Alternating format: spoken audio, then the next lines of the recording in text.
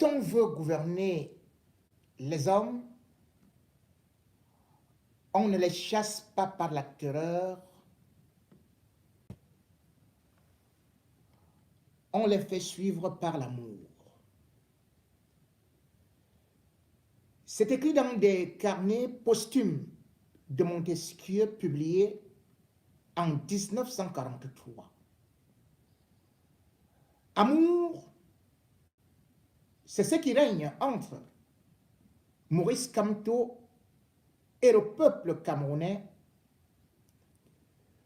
depuis plusieurs années, qu'il a pris le bâton de pèlerin pour défier un régime dictatorial qui n'accepte pas des hommes populaires. Ils ont tout fait pour le détruire, pour le nuire, mais comme tout ressemble à celui-là qu'on peut appeler le diamant à l'état pur, on y jette de la boue, mais le diamant ne perd point sa valeur. Il a été jeté en prison parce qu'on voulait juste créer la terreur autour de lui pour que les gens se découragent. Mais il est sorti de cette prison un 5 octobre 2019.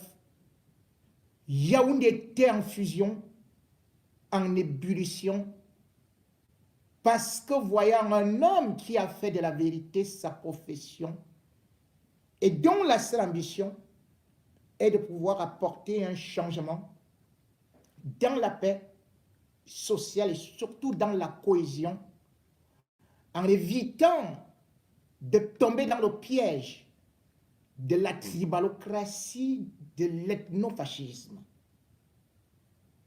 Maurice Kamto, de la même manière qu'il a été accueilli comme il sortait de prison, a pu faire une démonstration de force au littoral et jusque-là, malgré toutes les étapes, il y avait de la population. Lorsque le RDPC s'est réuni à l'ouest, avec en tête, comme tête de proue, bien sûr, toutes les élites, donc, feu le roi Mbombo Dioya, on avait dit que l'Ouest a dit non à Maurice Kamto. Et puis, Maurice Kamto est parti à l'Ouest le 20 août 2022. Les forces de sécurité avaient barré les routes. Le sous-préfet, le préfet jouait au responsable du MRC une sorte de ping-pong, refusant tantôt les autorisations, changeant les lieux où on devait justement avoir cette installation du nouveau bureau régional de responsable du MRC.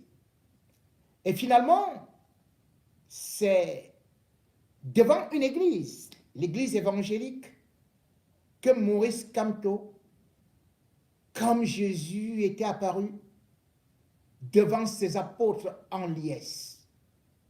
Oui, Maurice Kamto n'était donc pas mort, n'était donc pas honni, comme on nous avait dit, comme on nous avait promis à l'Ouest. Il était bien vivant et il est toujours vivant.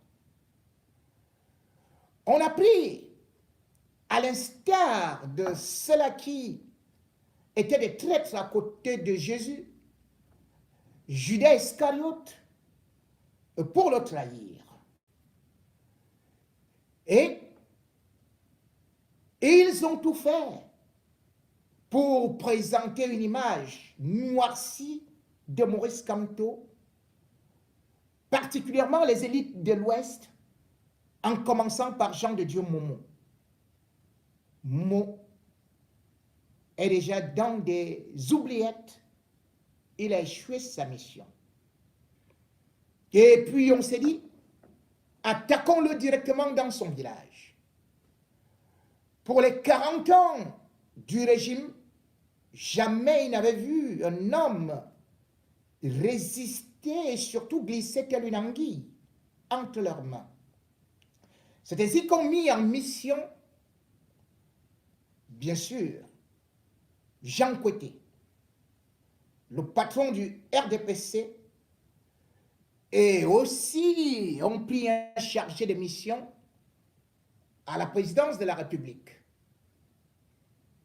Parce qu'il était de ce village, le village de Baham, on invita quelques chefs, c'était le 28 novembre. Alors qu'on attendait tout l'Ouest, de la même manière que les chefs traditionnels et autres qui avaient été transportés sur la place publique de Bafoussam avaient été fouettés par la pluie, de la même façon, cette rencontre ou cette inauguration du palais du RDPC avait fait chi. En tout et pour tout, il n'y avait que 500 personnes, malgré la distribution des pagnes, malgré la distribution du riz, malgré la distribution du savon et du pain sardine.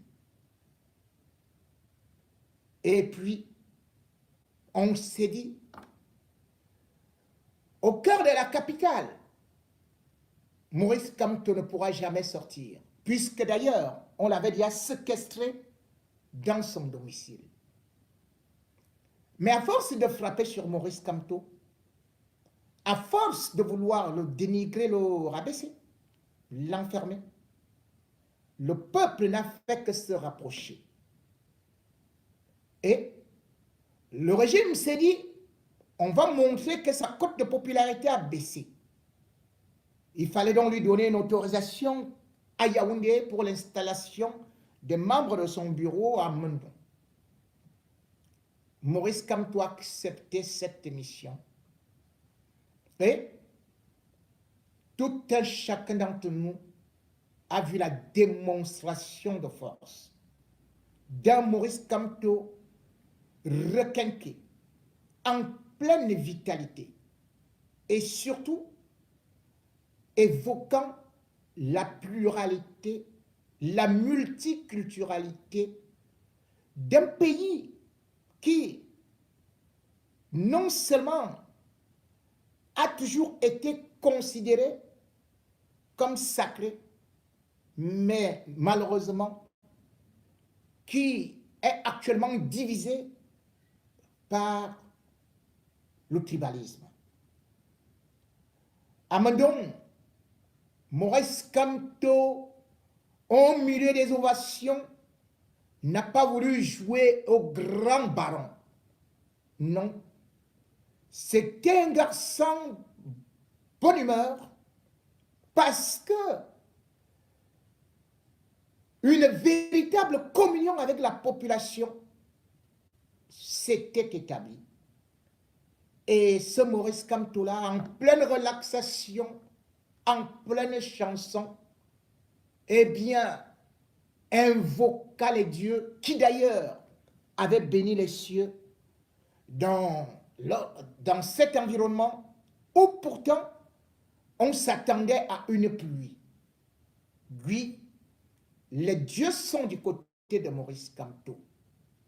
La preuve, tout rayonnant, tout brillant, épatant, aimant,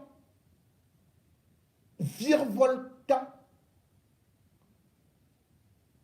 Il a été impactant.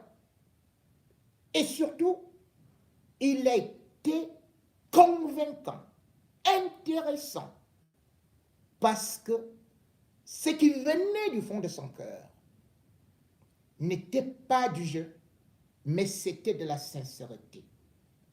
La sincérité d'un homme qui représente le Cameroun. Lui, il est parti à Mendon.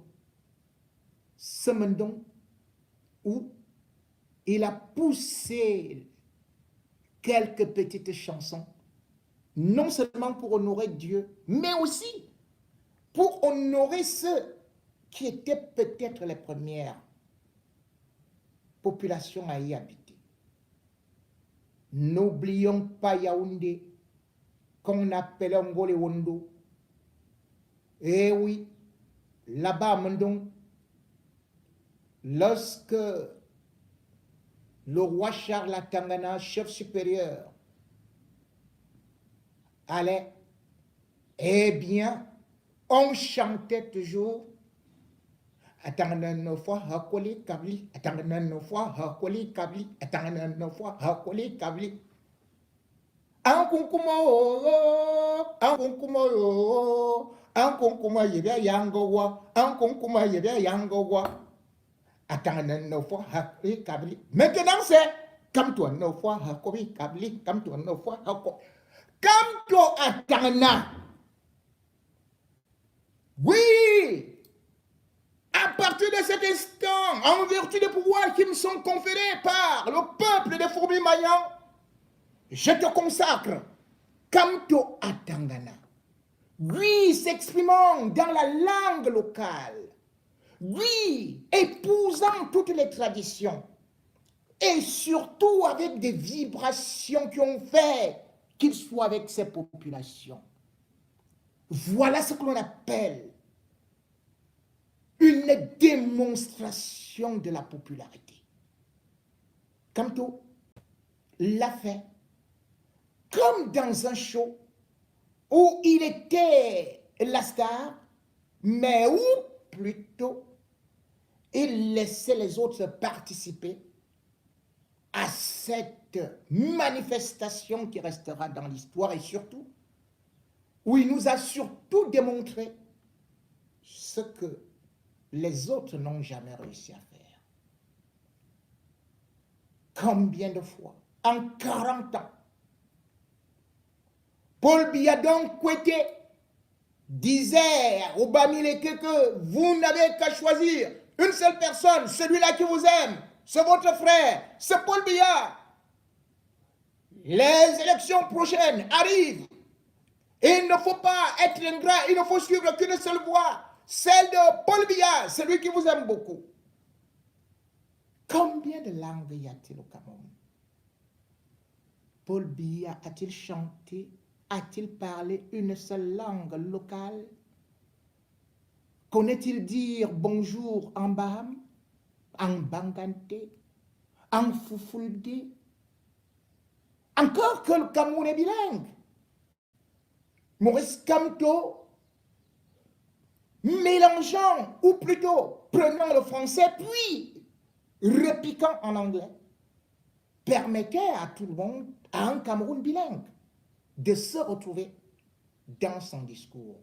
Or, le grand Paul Biya, super bilingue, d'un Cameroun uni sur son socle granitique politique, qu'il nous dit indivisible, n'avait fait qu'une seule chose. Un peu soir. Dès que Zélé le bombardier a entendu ça, lui aussi il est parti sortir de sa chanson. Sois écoute ça. Puisque lui croyait que Paul Biya dit sois. Puisque Paul Biya, son anglais là était tellement compliqué que Zélé le bombardier a seulement pris sois écoute ça et Manouama. Voilà donc la différence entre quelqu'un qui communique avec les siens et celui qui est derrière des murailles, dans son château, vous regardant de si haut et surtout se disant qu'il n'a pas besoin de vous parce qu'il suffira tout simplement que les préfets, les sous-préfets, avec les gouverneurs qu'il a nommés, puis les CAM, tous à sa disposition, viennent déclarer que c'est lui qui a gagné l'élection. Ainsi, le Cameroun, alors qu'on n'a jamais vu Paul Biya dans un bain de foule, en train véritablement de convaincre des populations et de donner son plan politique, ou au moins de faire son bilan, eh bien, on le voit toujours gagnant d'une élection, qui d'ailleurs aujourd'hui montre que le Cameroun n'est pas encore au niveau de la démocratie. Comment comprendre que le plus grand démocrate du Cameroun ne puisse pas faire de réunion dans un stade? Comment comprendre que le plus grand démocrate du Cameroun, celui qui s'est dit le père de la démocratie, soit encore aujourd'hui capable de garder les militants du MRC en prison? Oui, ils sont en prison parce qu'ils ont juste voulu demander d'exercer le droit constitutionnel qui est celui d'une manifestation pacifique. Eh bien, ils ont été accusés de rébellion, de révolution et de tout le reste. On nous a présenté ces gens comme des brigands, comme des malfrats, comme s'ils allaient déstabiliser le Cameroun, comme des casseurs, des pyromanes. Mais toutes les rencontres de Maurice Kamto, contrairement aux réunions du RDPC, où on se tape, on se donne les coups de poing pour les maquereaux, pour du riz, et tout, on se renverse, on soulève les cabas. Tous les meetings du MRC se font dans la paix, le respect, sans alcool, sans effusion de sang, sans insulte. Et surtout, il y a toujours un message qui est apporté avec une projection. Et cette projection, il a encore ouvert une porte de sortie à Paul Biya, 41 ans, venu au pouvoir par effraction grâce à une acrobatie constitutionnelle illégale qui a été faite par Amadou Ahidjo, le nommant à la fois progressivement secrétaire général à la présidence en 69, puis premier ministre en 75, puis modifiant la constitution en 79 pour faire de lui finalement le successeur constitutionnel en 1982. Ça, Maurice Kamto l'a rappelé. Maurice Kamto également a parlé de cet état de choses où nous sommes, où la vie chère est plus que chère. Il s'est préoccupé du panier de la ménagère, en rappelant aux hommes que avant de regarder ce qu'il y a dans ton plat, va d'abord faire un tour au marché. Preuve qui se soucie d'abord du niveau de vie de ceux qui sont là. Or, dans le parti au pouvoir, ils mangent ensemble. Là-bas, il n'y a plus de tribalisme.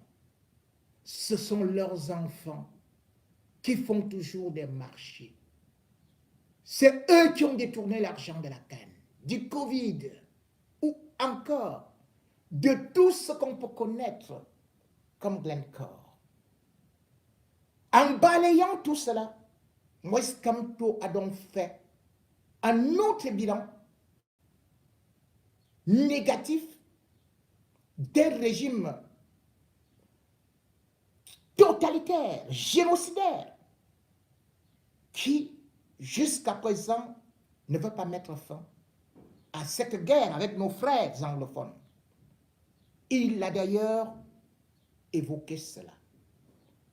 Bref, un discours dense, intense, et finalement, dans la danse. Oui. Parce que c'est une chance d'avoir Maurice Kamto. C'est une chance d'entendre Maurice Kamto. C'est une chance de voir un homme du peuple, avec le peuple, danser avec le peuple. C'est notre chance. À chacun sa chance. Hey yeah, à chacun sa chance. Hey yeah, à chacun sa chance. Hey yeah, MC Kamto! Mesdames, mesdemoiselles et messieurs, sur le podium de la présidentielle 2025, je vous présente pour lancer au Palais d'Etoudi, en direction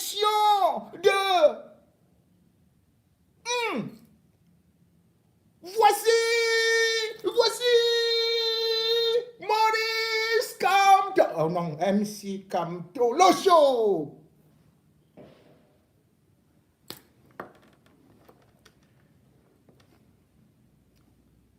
Revenons sur terre.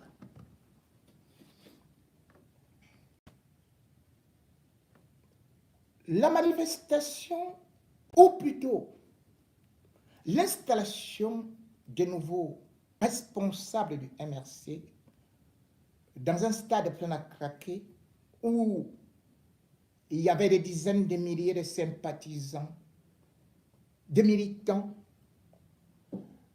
tous chantant. Maurice Kamto, bien sûr, a encore démontré qu'il avait raison de revendiquer sa victoire pour l'élection présidentielle de 2018.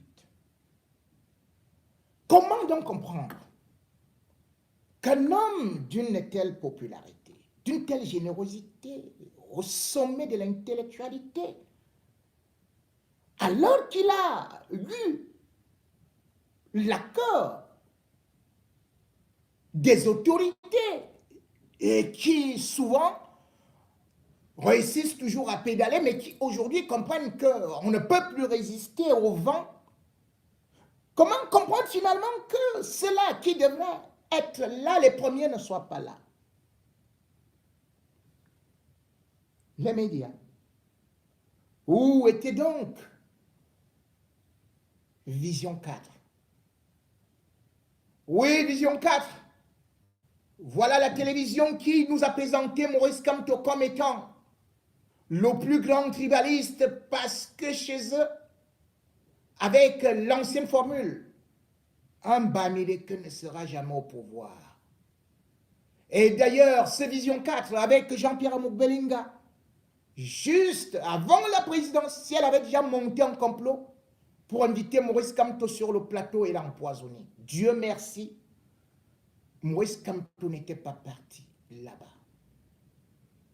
Mais pour une occasion comme celle-ci, on n'a donc pas vu cette chaîne qui pourtant fait tous les débats rien qu'autour de Maurice Kamto chaque dimanche et qui veut toujours démontrer qu'il y a une certaine catégorie d'ethnie qui est l'ennemi de la patrie parce qu'ils veulent devenir et ils veulent voir le leur au pouvoir, oubliant que, oui, Vision 4, version Ekambeti de Jean-Pierre Moukbelinga oublie que même Amadou Ahidjo, quand il allait en pays bassin, parlait Bassa. Amadou Ahidjo parlait Ewondo avec Fudandré. Et c'est pour cela que Amadou Ahidjo, qui n'était pas tribaliste, avait laissé un boulot au pouvoir. Paul Biya n'a jamais eu à gagner une élection de chef de classe. Il a été nommé. Comment on peut donc interdire aux autres qui ont des compétences de pouvoir aussi, d'autant plus que Maurice Kamto ne vient pas pour une tribu. Ceux qui, justement, défendent Paul Biya par rapport à la tribu, parce qu'ils disent qu'un Bami ne doit pas venir au pouvoir, c'est eux les tribalistes. C'est la compétence qui compte. C'est l'amour qui compte. Et chacun d'entre nous, lorsqu'on se regarde, on sait que ce pays a échoué parce qu'il y avait toujours des groupuscules communautaires qui prétendaient défendre Biya, mais qui ont finalement enfoncé Biya. La ligne 94, la ligne 65, la ligne 57. Quand Vision 4 narguait tout le monde, et d'ailleurs continuait à narguer tout le monde, c'était sur quoi? C'était sur cette ligne-là. Les ennemis, ce n'est pas les autres. Les ennemis des Biya sont ceux qui se revendiquent même de la tribu de l'ethnie des Biya. C'est eux qui salissent d'abord son nom. Et d'ailleurs, entre eux, regardez comment ils se mangent. Regardez comment ils se dévorent. Oui, Jean-Pierre Amokbelinga est celui-là qui a mangé, qui a assassiné Martinez Zogo. Enfant Betty. Avec la complicité de Kweko. Enfant Betty.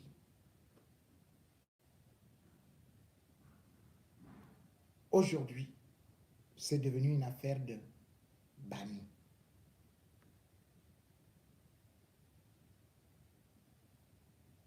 Non. Vous n'allez pas nous mentir. Le RDPC n'appartient pas au Betty. Le MRC n'appartient pas au Bamileke. C'est un parti politique. Et j'invite tout Camerounais qui se reconnaît dans cette idéologie, même s'il n'adhère pas, qu'il puisse au moins être sympathisant. Qu'on ne vous trompe plus. Ce n'est pas parce que ton frère est là qu'il ne va pas te tuer. C'est ton propre frère qui est le premier à te tuer.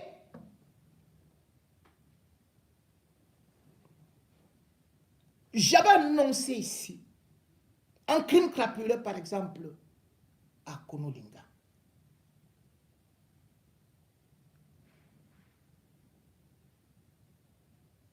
De toutes les personnalités impliquées, après l'assassinat de Martinez Zogo,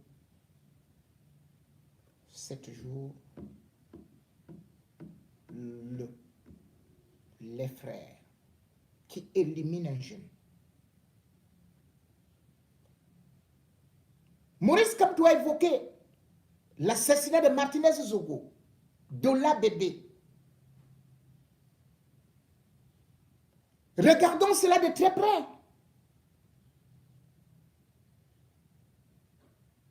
Est-ce que c'est un étranger qui est venu pour les assassiner? Non. C'est dans la maison que tout cela s'est fait. L'ennemi ne vient pas de loin. Et quand je parle de ces ennemis qui n'aiment pas la jeunesse, qui font tout pour eux, qui sont des grands bandits, et dès que vous les dénoncez, même si vous ont utilisé, ils vont vous tuer. Et après, ils vont vous retourner contre soit des Wadjo, contre des Bami, contre des Anglo, des Ambazoniens, contre tel ou tel. Alors que c'est eux qui font très mal. Jour de Pâques, on a vu un garçon plein de santé qui chantait la chorale à Konolinga. On l'appelle généralement, on l'appelait Amel.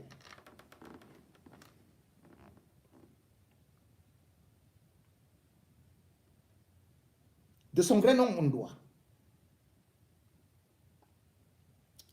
Amel était le directeur général de Afriland Express à Konolinga. Il est directeur depuis seulement, il était directeur seulement depuis 5 ans, après avoir fait l'école de commerce de Ngusso.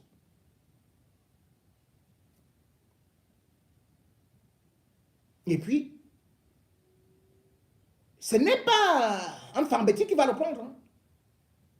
C'est un Bamileke qui va le prendre comme son fils pour lui dire, je te forme et je te nomme directeur. Il arrive là-bas à Konolinga.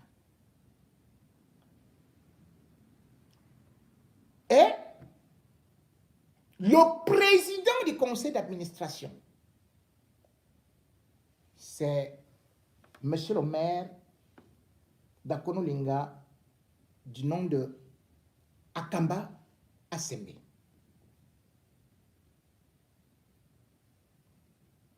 Le conseil d'administration, ce sont les gens d'Akonolinga, les élites, députés, ceci et cela. Je risque, d'ailleurs, il faut que je sorte quelque chose de ma boîte pour que je puisse étayer cela.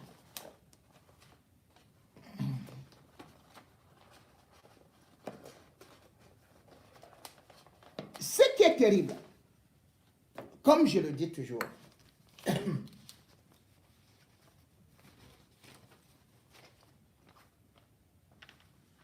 c'est la méchanceté. Ces personnalités iront vers lui pour lui dire, écoute, donne-nous des crédits.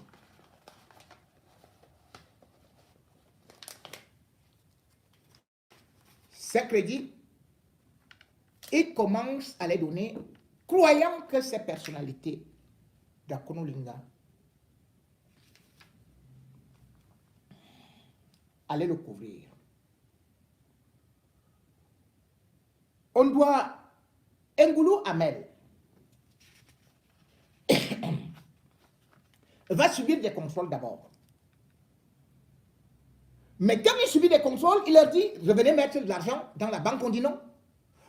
On va plutôt envoyer une femme là qui travaille aussi dans Express Union.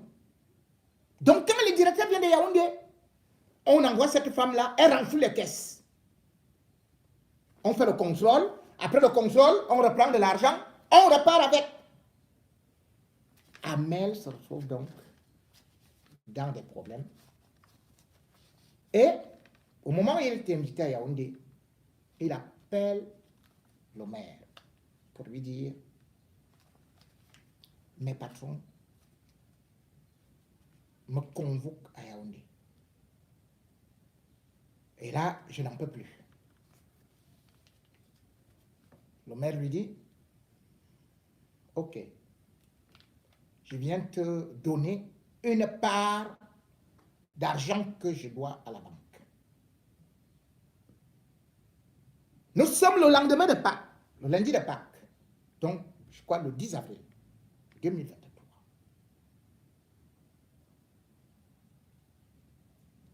Il quitte le bureau en disant à son adjoint, j'ai rendez-vous avec monsieur le maire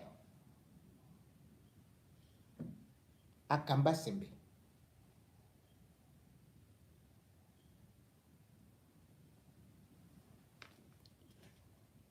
Il va me remettre 10 millions comme avance pour que je renfloue les caisses avant que ceci et cela. Ne vais pas passer les autres pour l'instant. Il va donc à la pause de midi. 14 h, il n'est toujours pas là. Son adjoint l'appelle. Le téléphone sonne, mais personne ne répond. C'est comme ça qu'il envoie donc la directrice d'Express Union d'aller voir ce qui se passe dans cette maison qu'elle habite au quartier d'Amba, qu'il habite au quartier d'Amba. Elle arrive là-bas, trouve que la porte est fermée, mais elle contourne, elle voit que la fenêtre est ouverte, elle trouve Amel qui est couché à plat ventre déjà sur le canapé. Elle rappelle le directeur pour dire, et le voisinage, que je ne comprends pas, enfin, le directeur adjoint, l'adjoint d'Amel. Je vous rappelle que Amel est né le 20 mai 1986. On vient, on casse la porte, on cherche à le porter. Il ne parle plus, il n'y a plus rien. On dit qu'on va l'évacuer à Yaoundé. Le maire s'oppose en passant par le médecin de l'hôpital d'Akonolinga. Puis, Amel décède.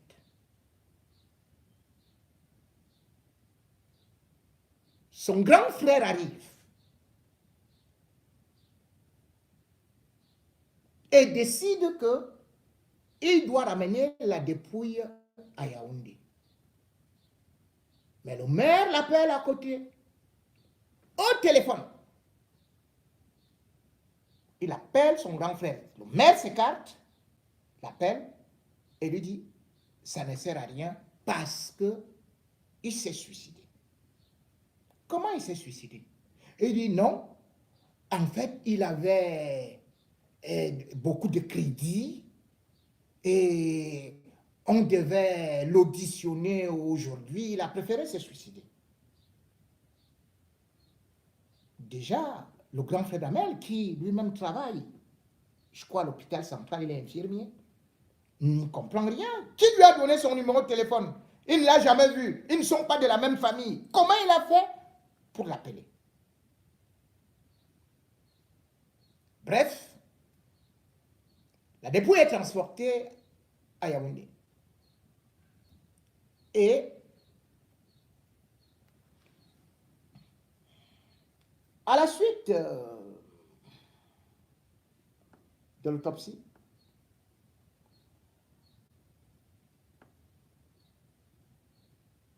contrairement à ce qu'on dit, le médecin légiste trouve que ce n'est pas un suicide.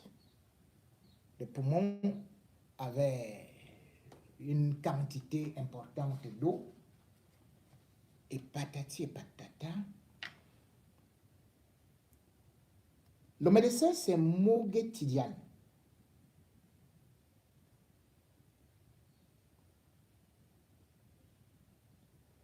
Entre-temps, le maire rappelle encore les membres de la famille qu'il faut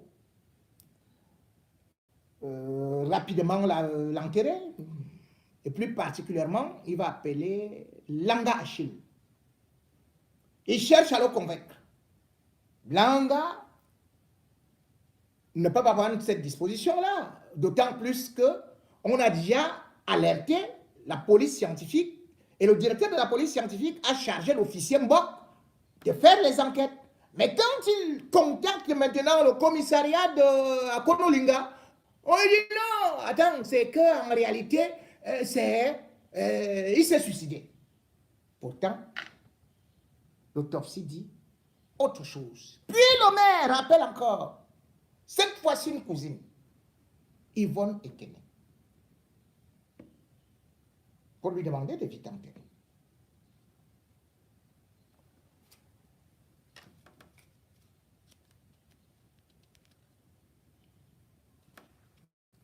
Mesdames et messieurs, dans cette affaire, il y a quelque chose qui m'intrigue. Je vais d'abord vous montrer les acteurs.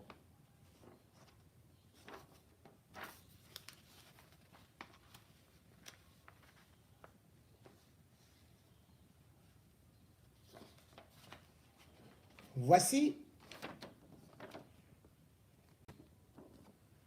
celui qui a été tué, il avait 35 ans.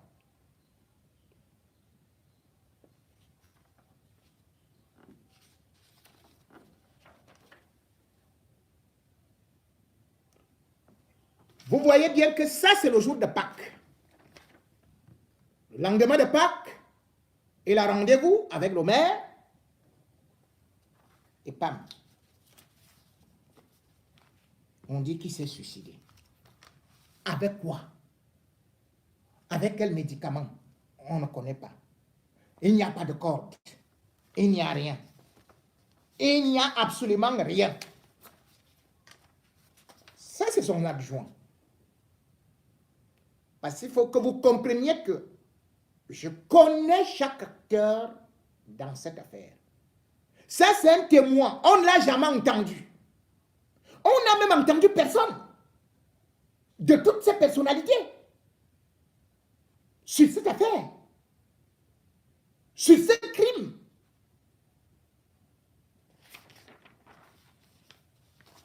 Voilà la femme qui jouait, qui était utilisée pour aller souvent couvrir les détournements des élites à Konolinga. La voici. C'est elle qu'on a envoyée pour et qui a découvert que Amel était dans un mauvais état. Et voici, monsieur le maire,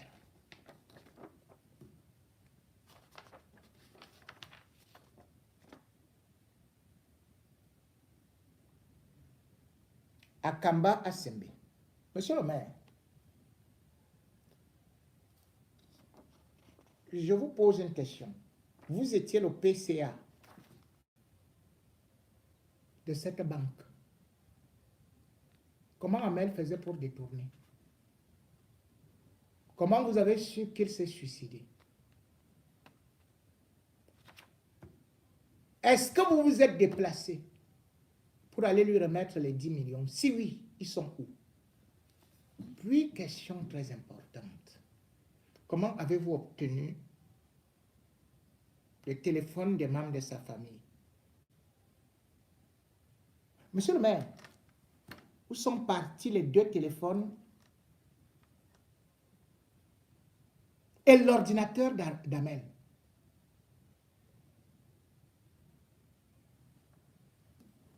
Il avait ces 2 téléphones quand il venait à la maison. Admettons qu'il veuille se suicider. Où sont les 2 téléphones?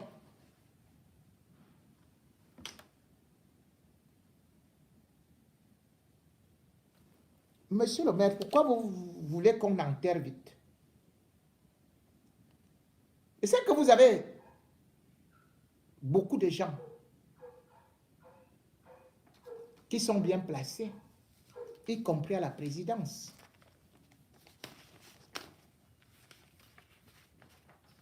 Est-ce que vous vous êtes regardé cette photo? Cet enfant n'a que 6 ans. C'est un orphelin. C'est l'enfant d'Amel.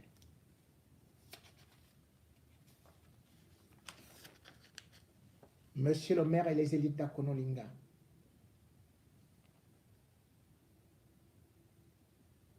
qui va nourrir ces 2 enfants?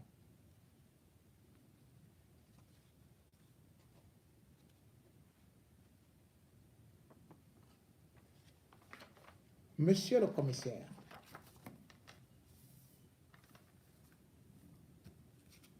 monsieur le député d'Ayos, quel est votre rôle dans cette affaire? Combien avez-vous pris dans cette banque?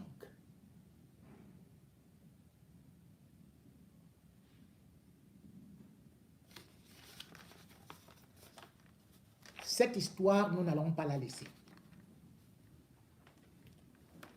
Nous n'allons pas continuer à accepter que vous détruisiez la jeunesse. Ça, vous n'avez même pas honte. Vous êtes du village de l'ex-première dame.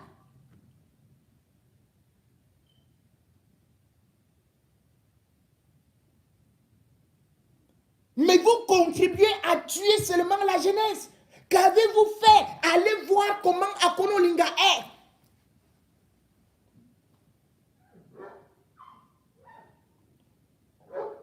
Le nombre d'élites qu'il y a eu à Akonolinga. Vous n'êtes que dans des assassinats.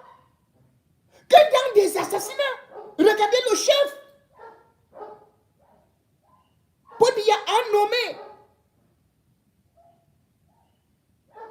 à la DGRE. Qui? Eko. Eko, au nom des pères, la machin, Mario, vous me et puis tous les chapelets partout. Qu'est-ce qu'il a fait? À part construire quelques maisonnettes à ses 4 femmes. Rien. Un petit champ de cacao. Qu'est-ce que Robert Nkili, le frère de la première dame, a eu à faire? Vous partez seulement dans la petite banque pillée? Votre sœur avait demandé à Paul Biya de démissionner quand il a appris qu'on a pillé la bicycle. Elle lui a demandé de partir. Une petite banque, une coopérative même. Vous partez piller. Et dès qu'on vous demande de rembourser, vous tuez. Je dis bien, voilà Robert Nkili. Qu'est-ce que tu as fait à Konolinga? Tu as conçu une auberge de 12 places. Tu aimes seulement marcher, tu vois. Quand tu marches, tu es accompagné des Amazones. Il y a toujours 6 femmes, 8 femmes et tout et tout. Te voilà. Tu as été ministre du Travail.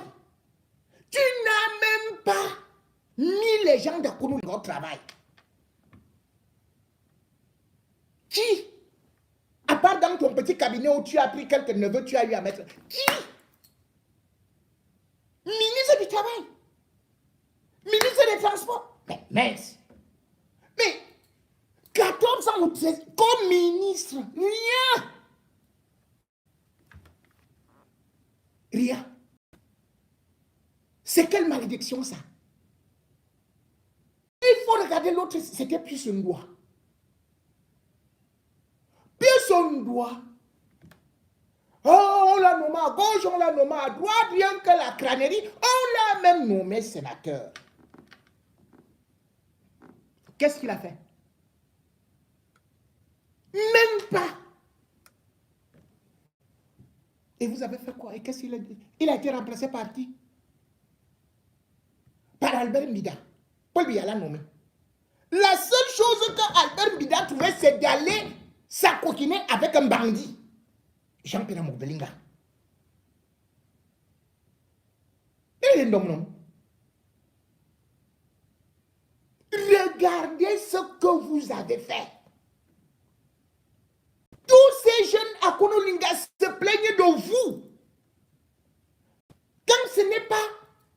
Mais c'est terrible. Et même celui qui aurait pu réussir, j'ai toujours dit ça ici,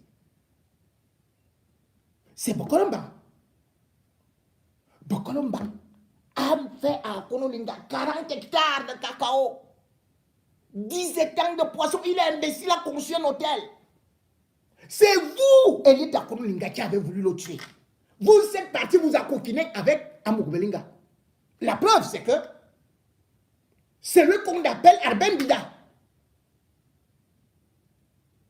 sénateur, il n'a travaillé que pour Amourbelinga. Maintenant, il a une voiture. Vision 4. Il dit qu'il va changer la peine. J'ai même vu ça. Voilà. Oh, voilà le film. On l'a filmé. Albert Mbida. Détournement des véhicules. Vous détournez l'argent, vous détournez les véhicules. Il dit qu'il va maintenant changer la peinture. Voilà, Albert Mbida, il a été filmé hier, hein, à 8 heures, avec le véhicule ici. Voilà. C'est ça qu'on appelle l'échec du pays organisateur. Parce que vous êtes tout simplement destructeurs. Vous ne voulez pas voir quelqu'un réussir.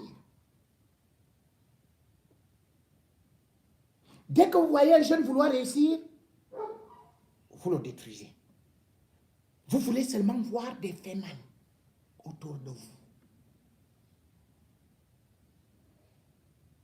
Ça me fait mal.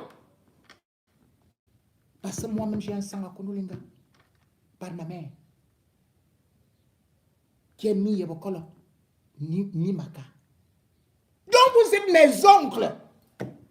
Je comprends maintenant pourquoi moi-même, oh, la seule chose que j'ai laissée au Cameroun, à cause de vous, c'est Vision 4 qui a dit non. La chaussure.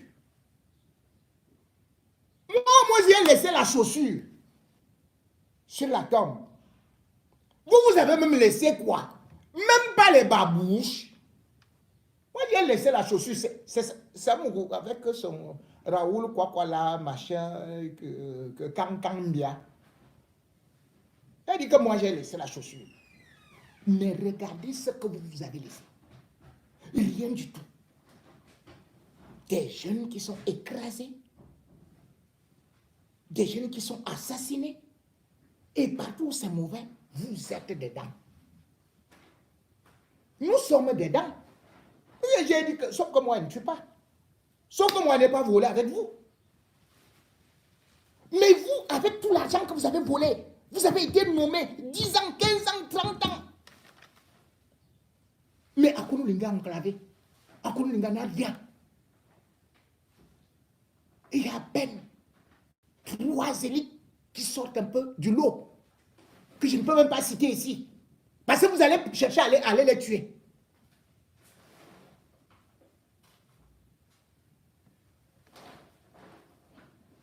Vous devez ouvrir cette enquête. On ne peut pas tuer un jeune garçon qui vous a donné de l'argent qui n'était pas le sien. Vous l'avez sacrifié. Vous avez envoyé ce garçon décaisser l'argent d'Afriland Express. Vous avez pris des crédits et vous avez déjà tout effacé. Vous dites que c'est lui qui a détourné.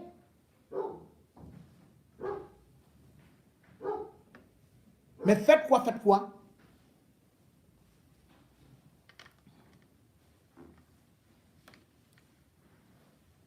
Vous allez finir par payer.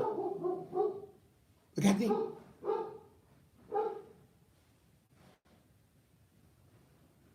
Des gens qui se sacrifient.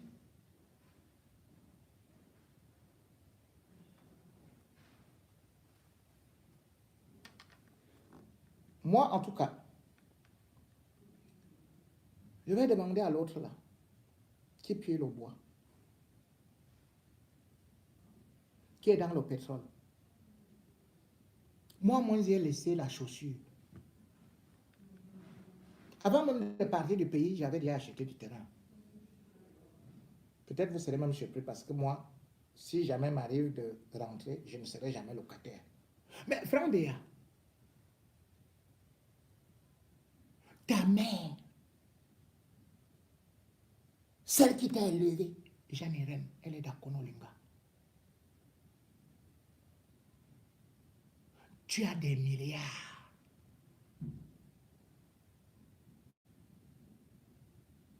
Tu as bien fait quoi là-bas? Rien. Et c'est moi qu'on me dit, tu as déjà fait quoi pour le pays? Demandez à Franck Béa. Franck Béa n'est pas le fils pour le Béa. C'est pas lui qui pille le bois. Moi, j'ai déjà fait, mais je ne me vante pas. Mais Franck Béa a déjà fait quoi? Franck Béa a une maison. Donc, vous croyez que comme il n'a pas... Ce sont les maisons construites par Aïdjo et non par son père. Hein?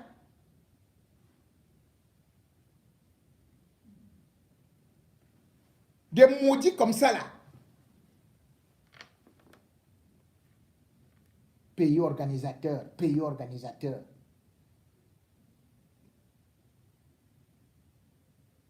Et vous voyez que les gens nous respectent.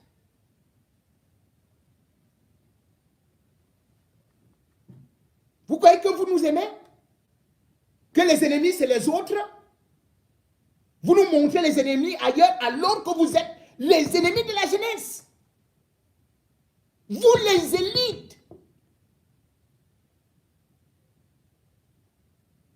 Quand je passais pour aller à Ngelmandouka, vers toi, à Bombang, je m'arrêtais à Mayos, pour manger le bon poisson. Vous êtes seulement là pour manger le kanga. Kanga d'Akounou-Linga. Honte à vous. Voilà un cadavre qui est là.